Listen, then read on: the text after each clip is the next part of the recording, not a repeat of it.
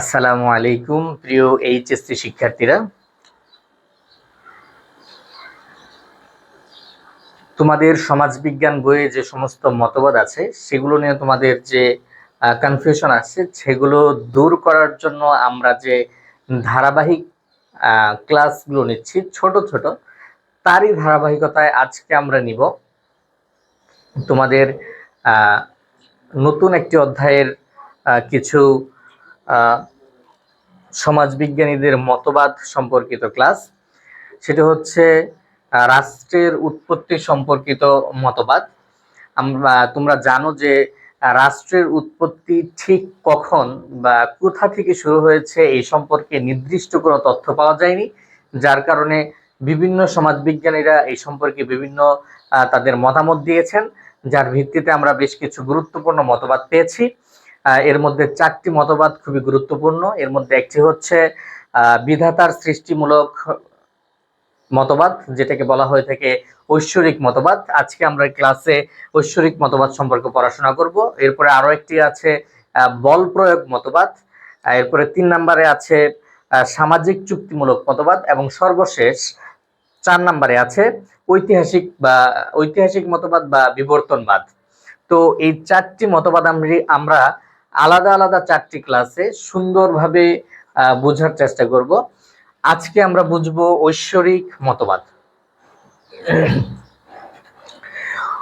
ঐশ্বরিক মতবাদ আসলে কি? ঐশ্বরিক মতবাদ হলো এই ঐশ্বরিক মতবাদটা যারা দিয়েছেন তারা মনে করেন যে ঐশ্বরিক মতবাদ যেই সময় এই রাষ্ট্র ব্যবস্থাটা চালু ছিল সেই সময় রাষ্ট্রের যিনি রাষ্ট্রপ্রধান ছিলেন তিনি বিধাতা কর্তৃক নির্ধারিত হতেন এবং রাষ্ট্র সৃষ্টি হতো সৃষ্টিকর্তার মাধ্যমে। আর রাষ্ট্রের যিনি শাসক হতেন তিনি হতেন বিধাতা কর্তৃক মনোনীত। এবং এই কারণে মনে করা হতো যে রাষ্ট্রপ্রধান যে সমস্ত বিধিবিধান বা যে সমস্ত আদেশ নিষেধ তিনি তার রাষ্ট্রে জারি করবেন তার সবগুলো মানা অত্যাবশ্যক এবং সেগুলো না মানা একটি গর্হিত কাজ বা পাপের সমতুল্য। কারণ একজন শাসক শুধুমাত্র শাসকই নন, তিনি একজন ধর্মনায়কও। কারণ শাসককে মনোনীত করেছেন স্বয়ং সৃষ্টিকর্তা, ঠিক আছে? এবং শাসক যিনি আছেন তিনি কোনোভাবেই তার কোনো কাজের যে জবাবদিহিতা দেওয়ার জন্য বাধ্য নন। জনগণ তাকে কোনো ধরনের প্রশ্ন করতে পারবে না। একজন শাসক যা চাইবেন তাই করতে পারবেন। এই ছিল আমাদের ঐশ্বরিক মতবাদ। এবং ঐশ্বরিক মতবাদের ক্ষেত্রে 3টি জিনিস খুব গুরুত্বপূর্ণ ছিল। এই 3টি জিনিসের মধ্যে একটি হলো, যে 3টি বিষয় আমাদেরকে অবশ্যই মনে রাখতে হবে ঐশ্বরিক মতবাদের যে মৌলিক যে 3টি বিষয় হচ্ছে তার মধ্যে একটি হচ্ছে রাষ্ট্র সৃষ্টি করেছেন সৃষ্টিকর্তা এবং রাষ্ট্র একটি দৈব প্রতিষ্ঠান। 1 নাম্বারটা কি? রাষ্ট্র সৃষ্টি করেছেন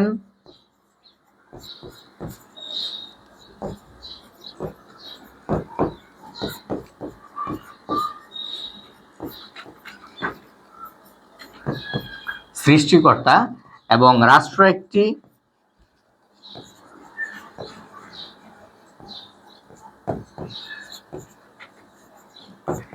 দৈব প্রতিষ্ঠান। দৈব মানে হচ্ছে ঐশ্বরিক প্রতিষ্ঠান আর কি, যেখানে শাসককেই মনোনীত করেন কে? স্বয়ং সৃষ্টিকর্তা। এরপর 2 নম্বরে আমাদেরকে মনে রাখতে হবে শাসক সৃষ্টিকর্তা কর্তৃক মনোনীত। 2 নম্বরে কি? শাসক সৃষ্টিকর্তা কর্তৃক মনোনীত। ঠিক আছে? এবং 3 নম্বরে আমাদেরকে মনে রাখতে হবে শাসক সৃষ্টিকর্তা ছাড়া অন্য কারো কাছেই জবাবদিহিতা করতে বাধ্য নন, একমাত্র সৃষ্টিকর্তার নিকটে তিনি দায়ী। 3 নম্বর হচ্ছে শাসক কেবল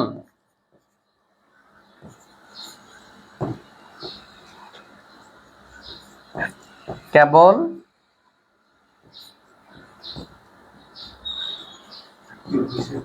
সৃষ্টিকর্তার নিকট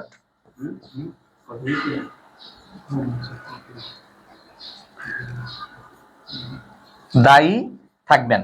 জনগণের কাছে শাসক কখনোই দায়ী থাকবেন না এবং তার কোনো কাজের জবাবদিহিতাও তিনি জনগণের কাছে করবেন না।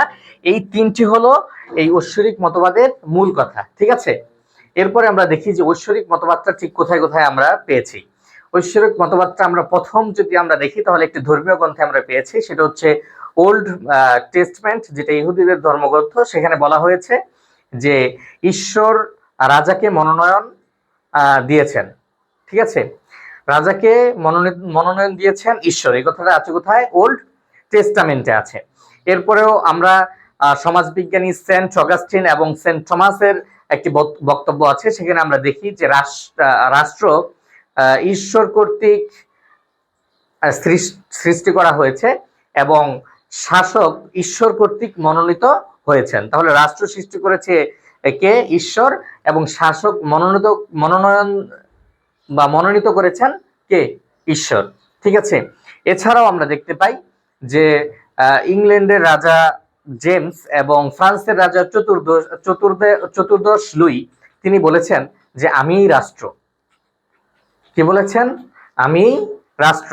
এছাড়াও হিন্দু ধর্মের বিভিন্ন গ্রন্থ এবং অন্যান্য ধর্মের গ্রন্থেও দেখা যায় যে রাষ্ট্রকে সৃষ্টিকর্তার সৃষ্টি এবং রাজাকে সৃষ্টিকর্তা কর্তৃক মনোনীত হিসেবে বলা হয়েছে। তাহলে আমরা ঐশ্বরিক মতবাদ কি সেটা জানলাম, ঐশ্বরিক মতবাদের তিনটি গুরুত্বপূর্ণ যে মৌলিক বিষয় সেটা জানলাম, এবং ঐশ্বরিক মতবাদের যারা পক্ষে যে সমস্ত সমাজবিজ্ঞানী বা যে সমস্ত স্টেটমেন্ট আছে সেগুলো জানলাম। এবার আমরা জানবো যে ঐশ্বরিক মতবাদের আসলে সমালোচনাগুলো কি আছে। আচ্ছা, ঐশ্বরিক মতবাদের 1 নম্বর সমালোচনা হচ্ছে, যদি ঐশ্বরিক মতবাদ অনুযায়ী রাষ্ট্র চলে, রাষ্ট্রের উৎপত্তি যে সময় হয়েছে, মানে অর্থাৎ যদি আমি ঐশ্বরিক মতবাদকে ধরে নিই, তাহলে দেখা যাবে যে যেহেতু জনগণের কাছে কোনো ধরনের জবাবদিহিতা নেই এবং রাজা যা মন চায় সেটাই করতে পারেন, তিনি কেবলমাত্র সৃষ্টিকর্তার নিকট দায়ী থাকবেন, অন্য কারো কাছে না। এই কারণে একজন শাসকের স্বৈরাচারী হয়ে ওঠার সম্ভাবনা থাকে প্রবল, ঠিক আছে। এবং খুব অনেক ক্ষেত্রেই, সবচেয়ে বেশি ক্ষেত্রেই দেখা যায় যে এই মতবাদে দেখা যায় যে শাসকরা কি হয়ে ওঠেন? স্বৈরাচারী হয়ে ওঠেন। 1 নাম্বার। 2 নাম্বার, যেহেতু এখানে জনগণের মতামতের কোনো দায় নেই এবং জনগণের কাছে সরকার কোনোভাবেই জবাবদিহিতার জন্য বাধ্য নয়, এজন্য এখানে গণতন্ত্র ভুলুণ্ঠিত হয়েছে। এখানে গণতন্ত্রের কোনো অস্তিত্ব নেই, ঠিক আছে। এরপরে 3 নম্বরে আমরা দেখতে পাচ্ছি যে 3 নম্বরে কি আমরা দেখবো, এখানে এটা দিয়ে রাখলে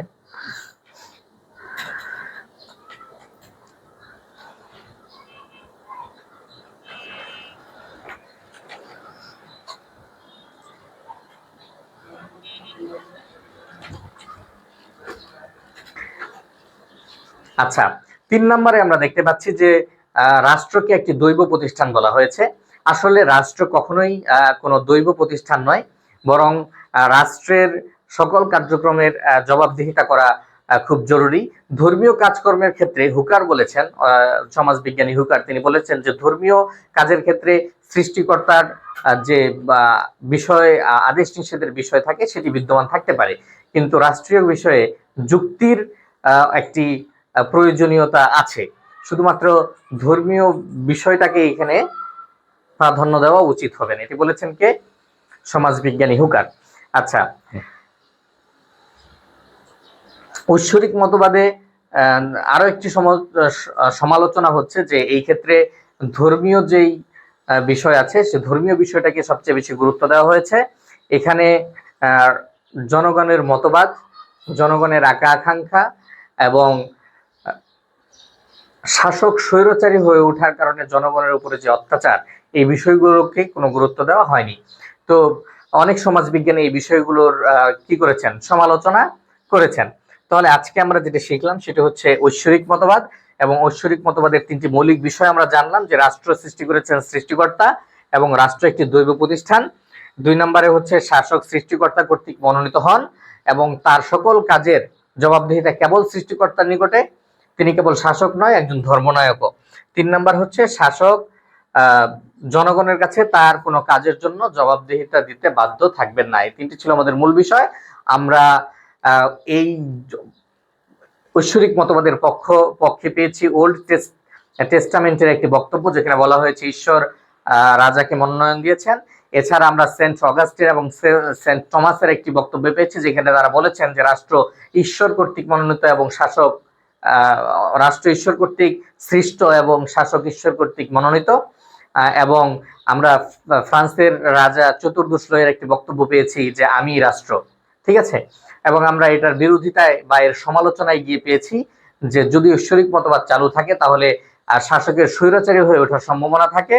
গণতন্ত্রের বিরোধী একটি মতবাদ হচ্ছে তোমার এই ঐশ্বরিক মতবাদ। এবং 3 নাম্বার হচ্ছে যে শুধুমাত্র ধর্মীয় বিষয় আশয়ই নয়, রাষ্ট্র পরিচালনার ক্ষেত্রে যুক্তিরও একটি বিষয় আছে বলে অনেকে উল্লেখ করেছেন। এই ছিল আমাদের আজকের ঐশ্বরিক মতবাদের মূল আলোচনা। তোমাদের সাথে আমি যেই বিষয়টা আলোচনা করলাম, আশা করি তোমরা এটি বুঝে গিয়েছো। যদি তোমরা বুঝে না থাকো তাহলে আমাকে কমেন্ট করতে পারো, কমেন্টে আমাকে এই বিষয়গুলো কোনো প্রশ্ন থাকলে সেটা জানাতে পারো, অথবা আমাদের যে হোয়াটসঅ্যাপ গ্রুপ খোলা হয়েছে বিষয়ভিত্তিক, সেখানে তোমরা অ্যাড হয়ে তোমাদের প্রশ্নগুলো করতে পারো। আমরা সবসময় তোমাদের জন্য তোমাদের প্রশ্নের উত্তর দেওয়ার জন্য প্রস্তুত আছি। আজকে এখানেই শেষ করছি। আসসালামু আলাইকুম।